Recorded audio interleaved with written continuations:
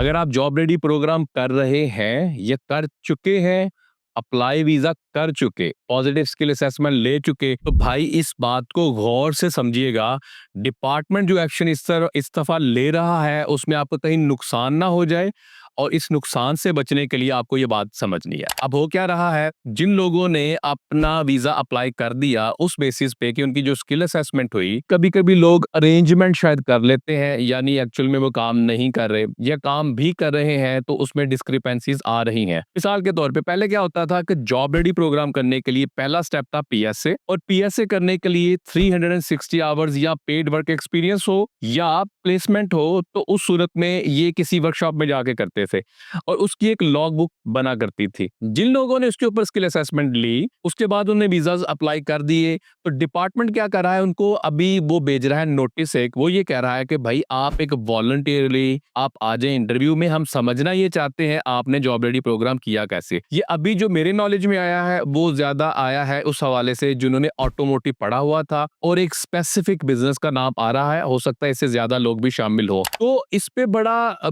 Diligence करते हुए department ये देख रहा है कि एक बिजनेस में अगर हुआ तो शायद दूसरों ने भी ये किया हो, तो ये जो एप्लीकेंट है ये इम्पैक्ट हो सकते हैं, यानी वीजा कैंसिलेशन हो सकती है, या इस चीज के ऊपर फ्रॉडुलेंट एक्टिविटी बनाते हुए पीआईसी 4020 के पोटेंशियली चांसेस हो सकते हैं। और अगर ये सेटिस्फाई नहीं कर पाते डिपार्टमेंट को या केस ऑफिसर को, तो और भी दूसरे नुकसान इससे जुड़ सकते हैं। तो भाई एक बात जहन में रखें, अगर तो आप जॉब रेडी प्रोग्राम कर रहे हैं तो ऐसा ना हो कि डिस्क्रिपेंसी आ जाए। मैं इसमें पहले भी बात कर चुका कि आप अगर स्टूडेंट वीजा के ऊपर कर रहे हैं, आपके पास तो वर्क जो राइट्स है या आवर्स है वो तो 24 थे वीक के अंदर, आपने वो शो कर दिए जॉब रेडी में, और आप साथ साथ कहीं उबर भी कर रहे हैं या कोई और काम भी कर रहे हैं, तो इस तरह तो आपको ये अलाउ नहीं थे। दूसरा, हो सकता है जिस बिजनेस में आपने काम किया, यानी जॉब रेडी प्रोग्राम जिसके साथ जिस एम्प्लॉयर के साथ किया, एम्प्लॉयर ने एक टैक्स विद होल्डिंग अगर था तो शायद टैक्स में आपको डिक्लेयर नहीं किया।